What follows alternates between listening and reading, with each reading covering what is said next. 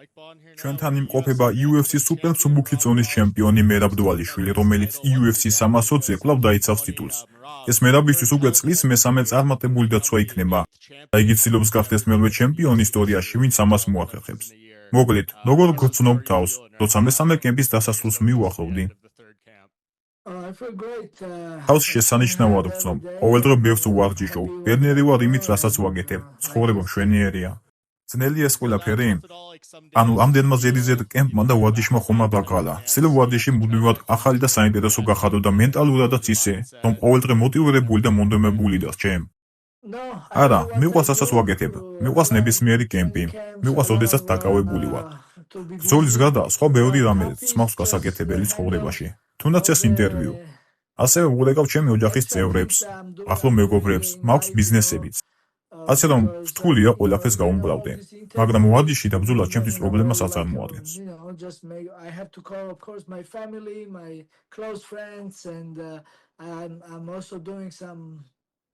Some business, some other stuff, and it's hard to keep up with everything else, but fighting and training it's no problem for me. ტიტული დაახლოებით 1 წლის წინ მოიგე. რას ფიქრობ, იყო ეს 1 წელი ისეთი, როგორცაც შენოცნებობდი? ზუსტად ასეთი თუ წარმოგედგინა ჩემპიონის ცხოვრება.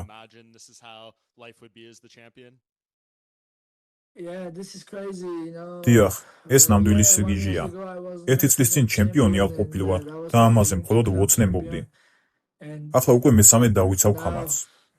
დიახ, რთული იყო ამოცნებით ცხოვრება და ამიტომ არ ვლაპარაკობდი აქამდე ამის შესახებ. მაგრამ ახლა ოცნება ახდა. ამიტომაც მიყვარს, როდესაც დაკავებული ვარ და რამეს ვაკეთებ. მადლიერი ვარ ყველა იმ შესაძლებლობის, რაც მაქვს. უბრალოდ ძალიან ბედნიერი ვარ.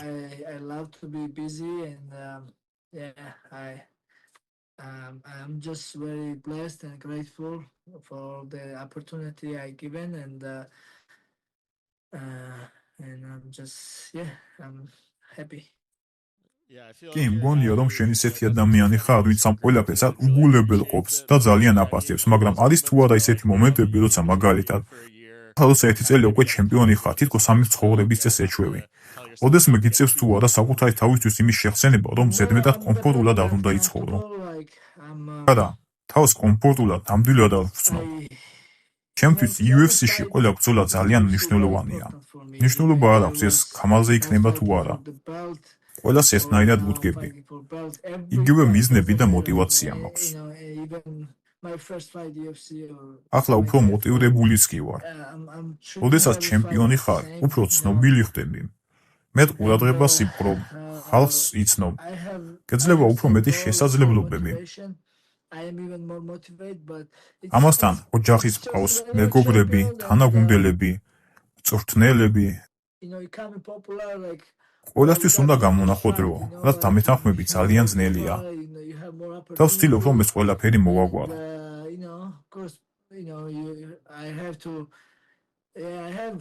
Family, I have friends, I have teammates, I have coaches, I have like neighbors or whatever, and you have to split the time for everyone, which is hard, and I'm trying to deal with this to figure it out, to how I can do all.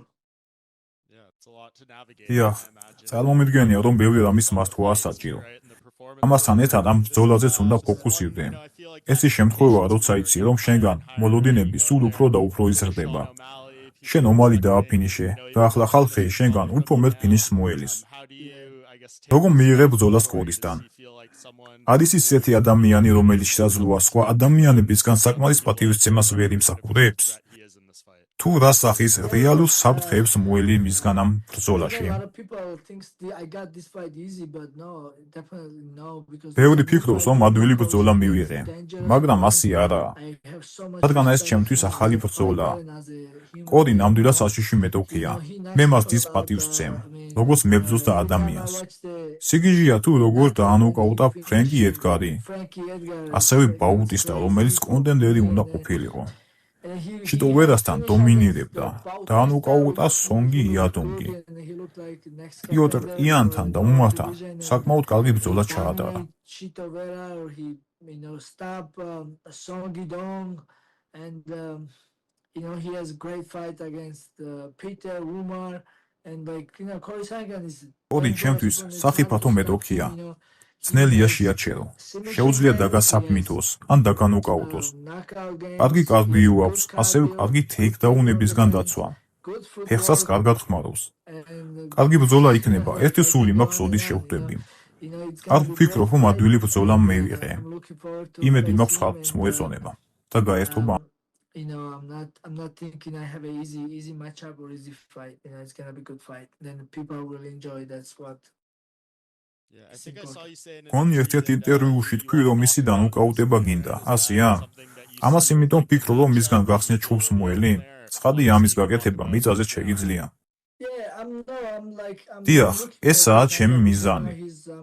ახლა სტრაიკინგში ვარჯიშობ, ნახოთ რა იქნება. ეს ჩხუბი უმეტესად გომში წარიმართება. რა თქმა უნდა, რამდენიმე დათმასაც გავცვლით, მაგრამ ეს MMA-ია. ასე რომ ყველაფრისთვის მზად უნდა ვიყოთ. დიდებული ადამიანია, დიდებული მებრძოლი. რა თქმა უნდა, ყველაფერს გავაკეთებ ამ ბრძოლის მოსაგებად. მაგრამ ყველაფერი შეიძლება მოხდეს. სადაც არ უნდა მოხდეს, მე ბედნიერი ვიქნები. უბრალოდ მინდა, რომ ბედნიერი ვიყო. ამ ბრძოლაში ყველაფერს ჩავდებ, რადგან სამ კემპში ვარჯიშობდი. თუნდაც კორიმ დამამარცხოს, მის გამოც ვიქნები ბედნიერი. რადგან ის ძალიან კარგი ადამიანია, დიდებული პიროვნებაა და ყველაფერს საუკეთესოს იმსახურებს. And even if Cory beats me, that way I will be happy for him because he's great. He's very good opponent for me, and he deserves everything good. No, those are very nice. სასიამოვნო სიტყვებია, მაგრამ სადია წაგებას არ აპირებ. Of course, no. რა თქმა უნდა, არა. თუ მას მიწაზე გადაიყვან, გულის მხოლოდ 3 ტეიქდაუნი გაშორდეს, რომ გახდე პირველი UFC-ის ისტორიაში, ვინც 100 ტეიქდაუნს შეასრულებს. ძალიან ახლოს ხარ ამ მიზანთან. ვფიქრობ, ამ ჩხუბის შემდეგ 100 ტეიქდაუნი მექნება, მაგრამ უფრო მეტად სტრაიკინგზე მინდა რომ ვიყო ორიენტირებული. მაგრამ ვფიქრობ, ეს თავისთავად მაინც მოხდება. როდესაც ომალი დავაფინიშე, თითქოს რაღაც მენატრებოდა, უფრო მეტი ჩხუბი მინდოდა, უფრო მეტი ტეიქდაუნის შესრულება. ნახოთ, როგორ წარიმართება ბრძოლა. თუ 5 რაუნდს გაგრძელდა, 3 ტეიქდაუნის შესრულება ჩემთვის პრობლემას არ წარმოადგენს. ტეიქდაუნს ადვილად მივაღწევ. Let's see how our fight goes. If we fight 5 rounds, easy. I got 3 takedowns easy. That's no problem. I will hit the 100 takedowns, no problem.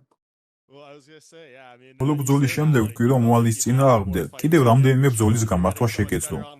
მიწაზე იმდენად კარგი ხარ, რომ შეგიძლია ნებისმიერი გადაიყვანო და ყველაფერი პირველ რაუნდში დაასრულო. მაგრამ შენ ეს არ გაკმაყოფილებს. უფრო რაღაც მეტი გინდა, არა? დიახ, ნამდვილად, მისჩემნია, რომ 5 რაუნდის განმავლობაში ვიბრძოლო და გავერთო. მაგრამ არა უშავს. ამჯერად ვეცდები, რომ მალევე დავაფინიშო. და კარგია თუ ასეც მოხდება. ბედნიერი ვიქნები. მაგრამ თუ ასე არ მოხდა, ეგ არაფერი. 5 რაუნდის განმავლობაში ნამდვილად გავერთობი და თქვენს გაგართობთ.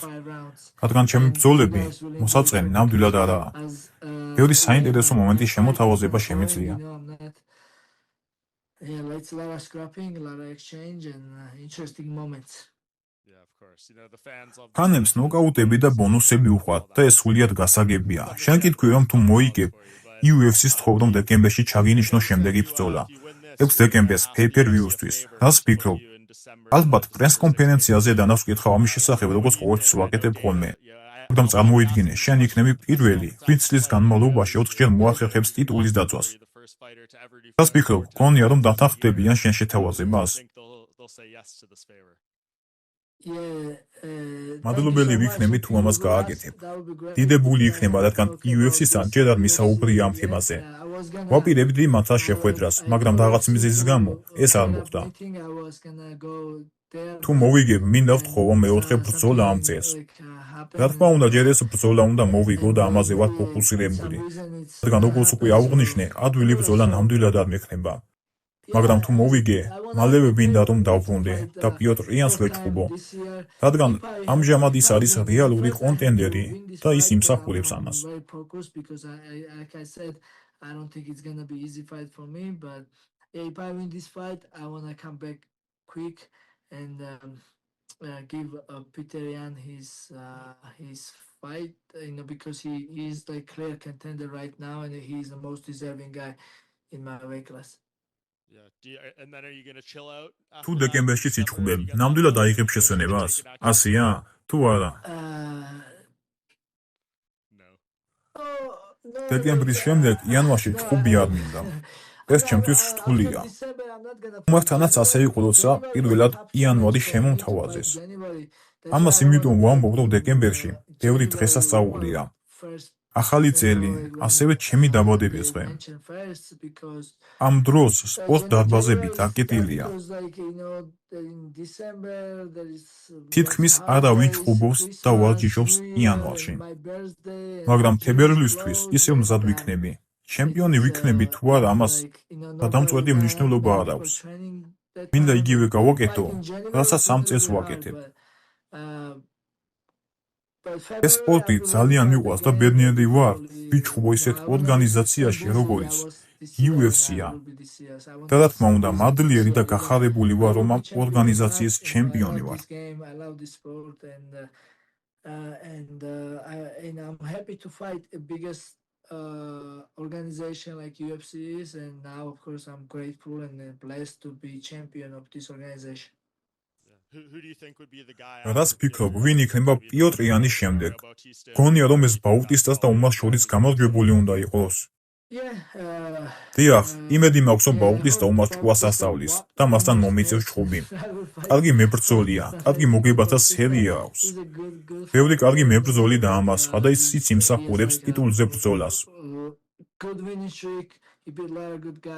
და დიახ, ის არ არის ხაბიბის ბიძაშვილი და ამიტომაც სჭირდება ზედიზედ 9 მოგებათა სერია, რომ ქამარზე იჩხუბოს.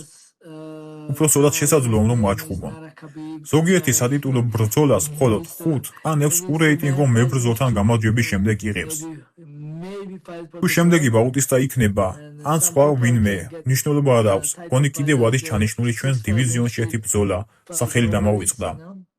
ამ დროის განმავლობაში ვფიქრობ, რომ უფრო მეტი კონტენდერები გამოჩნდებიან, ასე რომ მნიშვნელობა არ აქვს ვინ იქნება. Bautista could be next, or there is some. I forgot there is other fights also in our division, and after that we will have more contenders in our weight class.